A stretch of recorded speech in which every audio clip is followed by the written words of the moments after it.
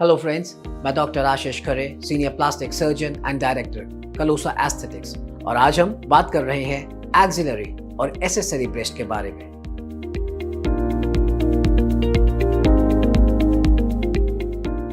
बहुत सी फीमेल्स को एक एब्नॉर्मल बल्ज डेवलप हो जाता है एक्सिला या आर्म्स के साइड में, नॉर्मल ब्रेस्ट के ऊपर, एंड ये काफी इरिटेट करता है।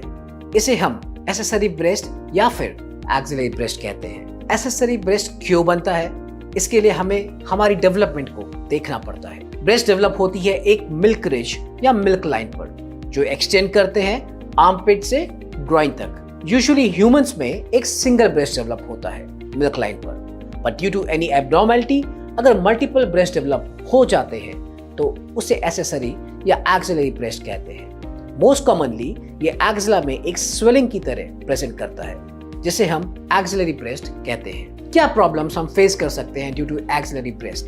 सबसे पहला, कॉस्मेटिक। आप टाइट क्लोथ्स नहीं पहन से पाते, आप स्लीवलेस ड्रेसेस नहीं पहन पाते हैं। यूजुअली एक अजीब सी स्वेलिंग दिखाई देती है जो काफी एबनॉर्मल लगती है।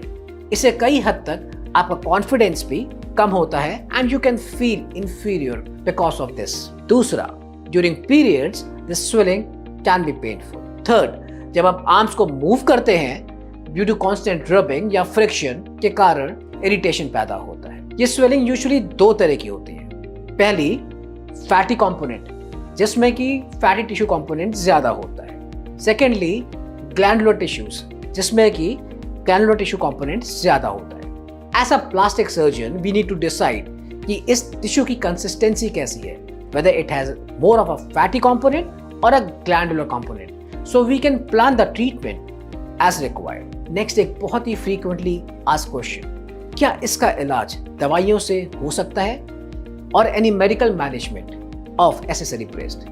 मेरे पास काफी पेशेंट्स आते हैं जो कि कई सालों से इस तरह की स्वेलिंग से सफर कर रहे होते हैं। They always ask कि कोई मेडिसिन या दवाई नहीं है जिससे स्वेलिंग कम हो सकती है। कुछ तो सालों से वेरियस ट्रीटमेंट लेकर आते हैं और यकीन माने ऐसे कोई मेडिसिन लेने से ये स्वेलिंग रिड्यूस नहीं होती है। तो आइए जाने सर्जरी के बारे में। ये डे केयर सर्जरी है, मतलब ओवरनाइट एडमिशन की जरूरत नहीं है। ये सर्जरी यूजुअली 30 to 45 मिनट्स में कंप्लीट हो जाती है एंड यूजुअली लोकल एनेस्थीसिया में हम कर सकते हैं। इसके रिजल्ट्स इमीडिएट हैं एंड लाइफ लॉन्ग है।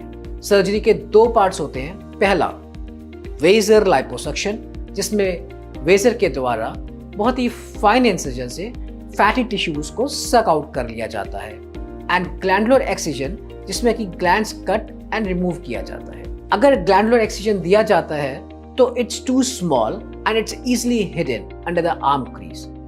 We use absorbable sutures, so there is no need to remove the sutures post surgery. Post-operatively, one has to wear a pressure garment for at least 3 weeks.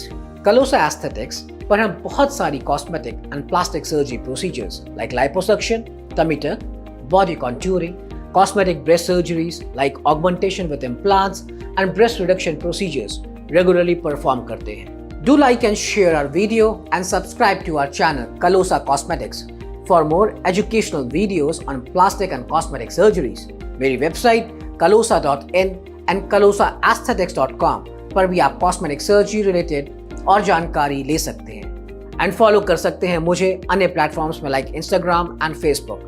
Thanks and stay confident.